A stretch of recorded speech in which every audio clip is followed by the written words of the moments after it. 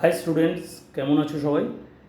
তো আমাদের যেরকমভাবে আমি বলেই দিয়েছিলাম যে ম্যাথসের একটা হচ্ছে সিরিজ আমাদের চলছে। অলরেডি তোমরা ভিডিও 1 দেখে নিয়েছো, ভিডিও 2-র দিকে আমরা যাচ্ছি।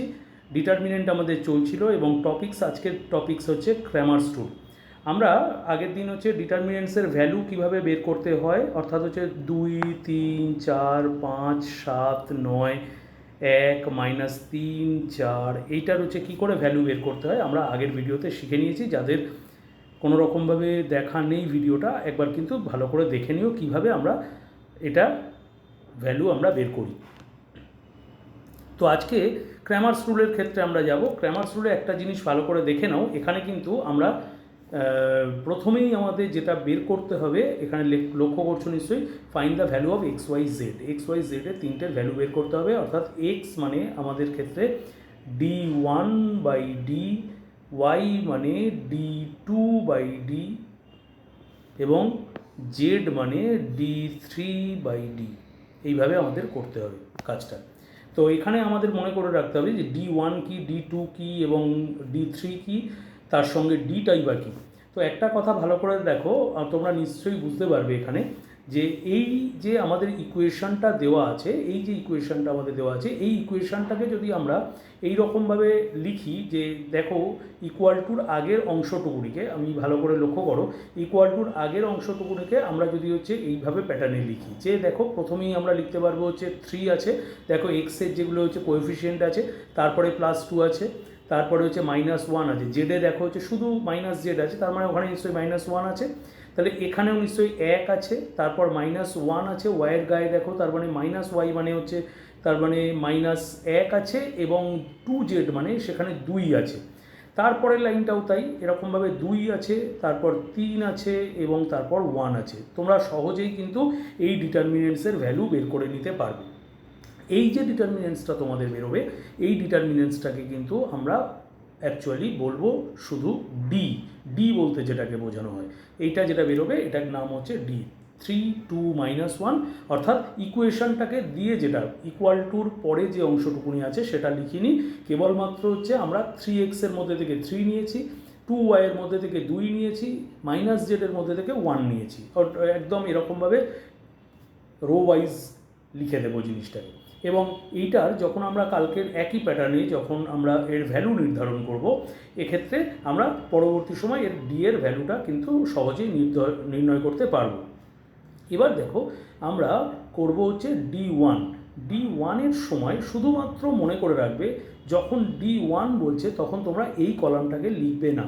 এই কলামটা ছাড়া স্যার কীভাবে লিখবো, কেন 2 -1 লেখো, এখানে -1 2 লেখো, এখানে 3, এখানে 1 লেখো, তাহলে সামনেটা যে ফাঁকা রয়ে যাচ্ছে সেই অংশটায় কি লিখবো, সেই অংশটায় আমরা এখানে লক্ষ্য করো 2 3, এই যে 2 3 3 অর্থাৎ ইকুয়ালস টুর পরে যে অংশটা আছে সেক্ষেত্রে কিন্তু আমরা এখানটায় লিখে দেব 2 3 3, 2 3 3 এইখানটা।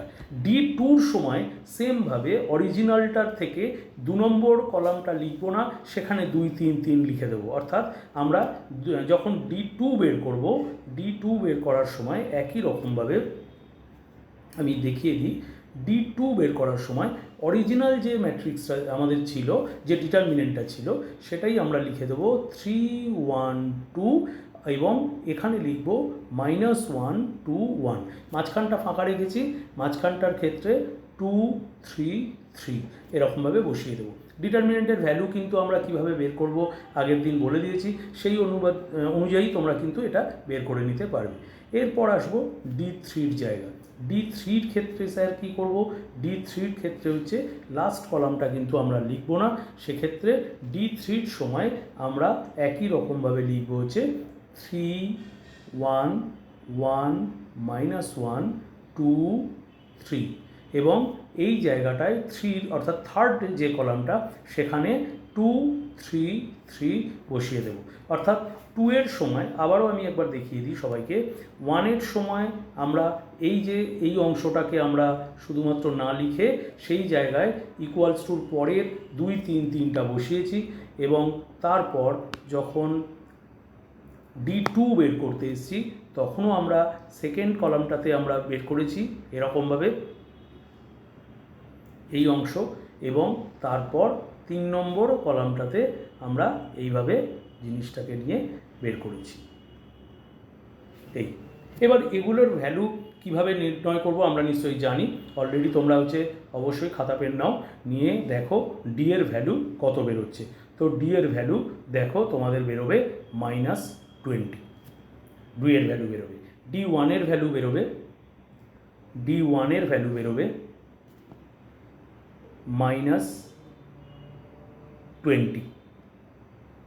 ডি ওয়ানের ভ্যালুও বেরোবে -20। ডি টুর ভ্যালু তোমাদের বেরোবে দেখো 0। আমি আগের ভিডিওতে তোমাদের করিয়ে দিয়েছি, আমি আর আলাদা করে কিন্তু করিয়ে দিলাম না, সেগুলো করলে তোমরা করতে পারবে। এরপর ডি থ্রির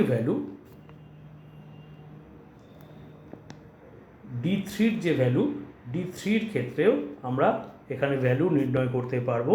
এখানে -20 ভ্যালু আসবে। তো আমরা এবার যদি এক্স ওয়াই জেড পরবর্তী সময় বের করতে চাই, আমরা এভাবে বের করতে পারবো।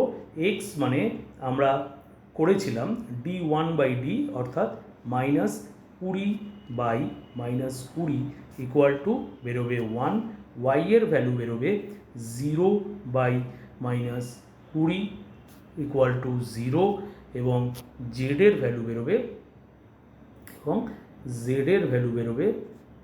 -20/-20 1। তাহলে ছোটোবেলায় আমরা যেভাবে XYZ বের করতাম, এখানেও কিন্তু XYZ বের করা যাবে, এবং সেই বিষয়টা আমরা এইভাবে করে নিতে পারব।